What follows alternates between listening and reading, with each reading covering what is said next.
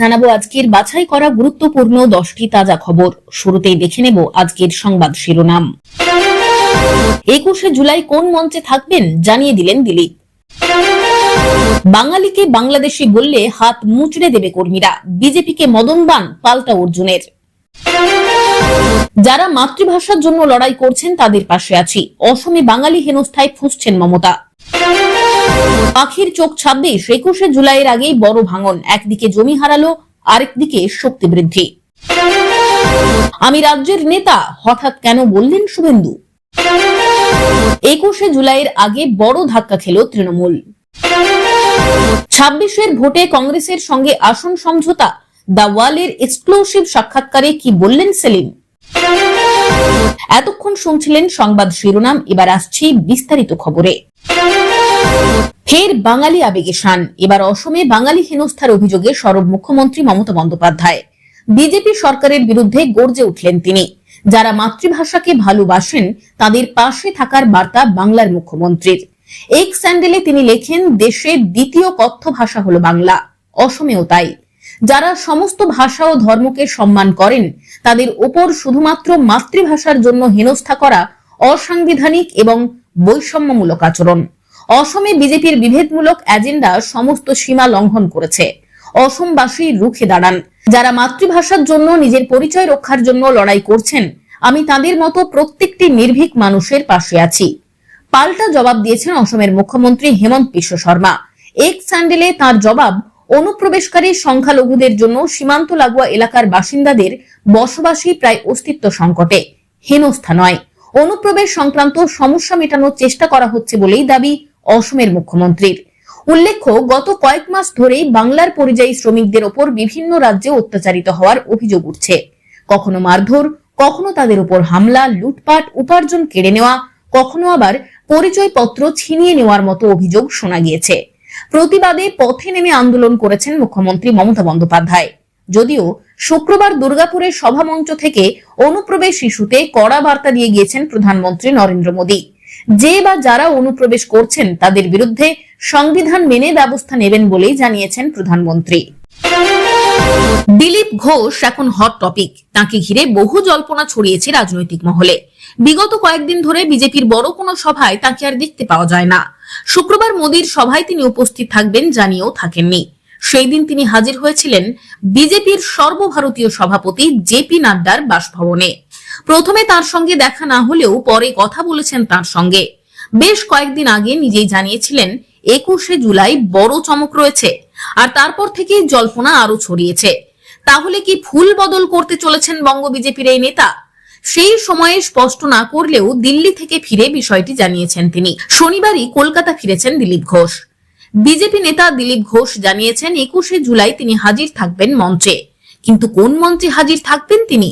দিল্লি থেকে ফিরে তিনি জানিয়েছেন 21শে জুলাই খড়গপুরে একটি বড় সভা রয়েছে।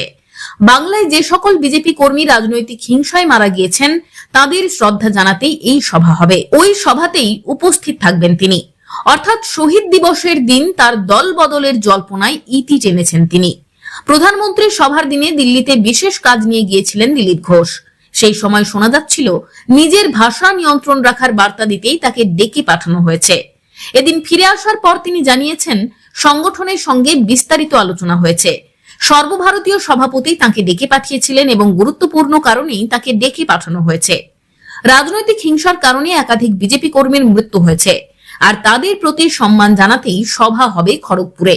কলকাতায় শহীদ সমাবেশ করবে তৃণমূল, আরেকদিকে খড়গপুরে মৃত বিজেপি কর্মীদের শ্রদ্ধায় সভা করবে বিজেপি।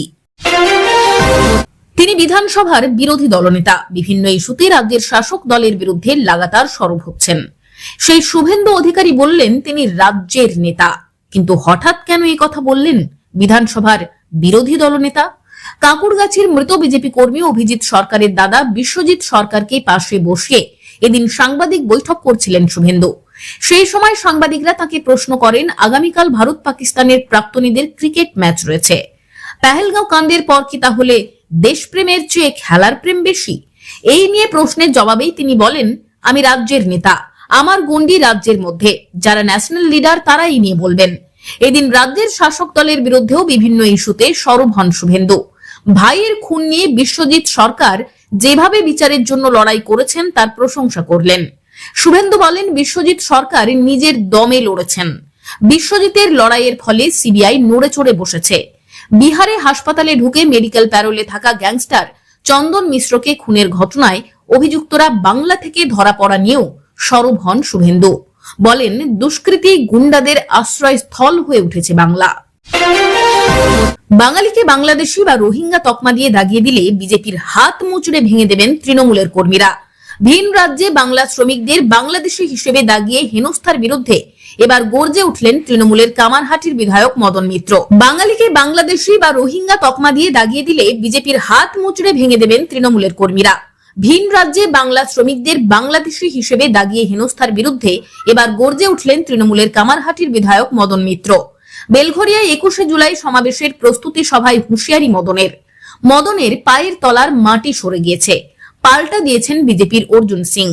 বেলঘরিয়া সভা থেকে বিজেপিকে এক হাত নেন মমতার মন্ত্রিসভার প্রাক্তন সদস্য। বাঙালিদের হেনস্থা করা হলে সবার আগে এগিয়ে যাবে তৃণমূলের যুবকর্মীরা। এই বার্তা দিয়ে মদনের হুঁশিয়ারি, বাংলা ভালোবাসতে পারে। যদি কেউ